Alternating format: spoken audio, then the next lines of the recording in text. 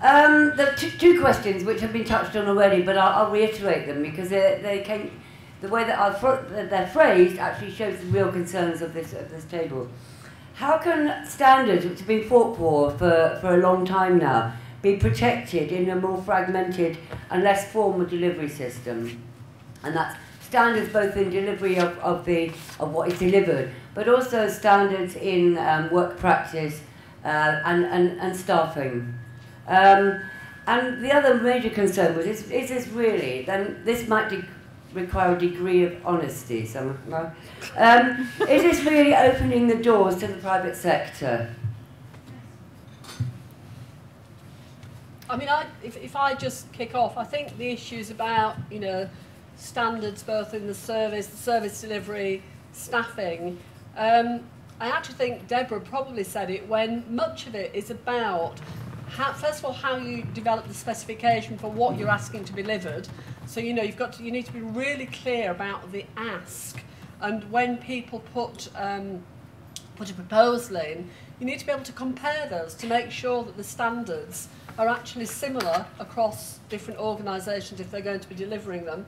It's also about the monitoring mechanisms and how you regulate those as well. So there is something about making sure that they are consistent across different pieces of commissioned work. I also think it links, particularly when you're talking about staffing, to make sure that when you know, organisations put proposals in, they're clear as to how they will recruit and select staffing, how they will make sure those staff will deliver particular standards.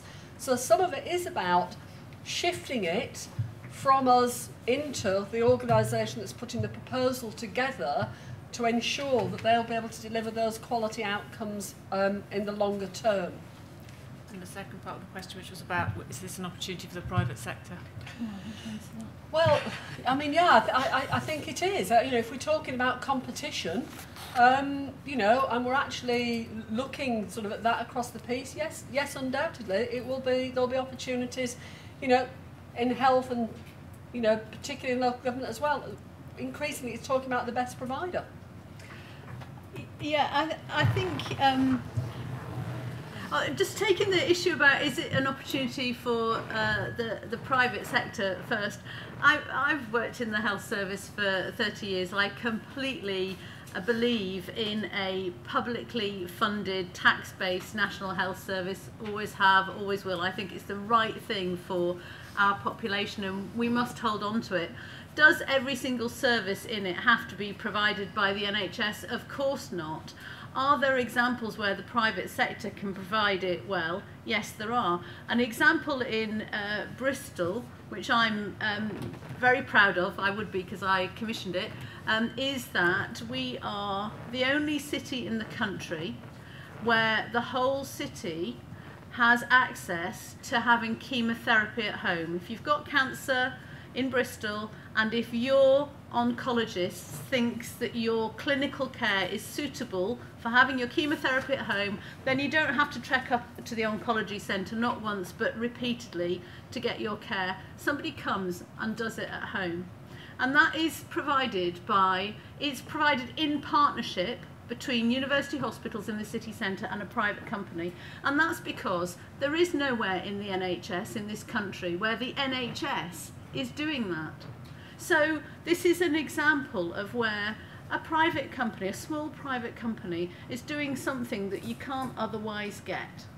So, you know, clearly there's a case of how much is too much, and it's absolutely clear that nobody wants to see the NHS provision privatised wholesale, do they? But there are some examples of where actually you can get something much better for people, and people who use this service say it's fantastic. They like to have the choice. If they want company and they feel vulnerable, they go to the oncology centre. If they'd rather be at home, they stay home. That is fantastic, isn't it? So, you know, sometimes it's great to have the private sector. Did you want to add anything to that? Well, I think just, you know, the government's perspective is a range of providers is beneficial. The government's certainly very supportive of the voluntary community social enterprise sector. But, you know, the competitive market is out there. So yeah, I mean, I agree with the others. Yes, it is an open door to the private sector, but the private sector can deliver some good things. The voluntary sector can deliver some things better. You know, that's true too. Absolutely.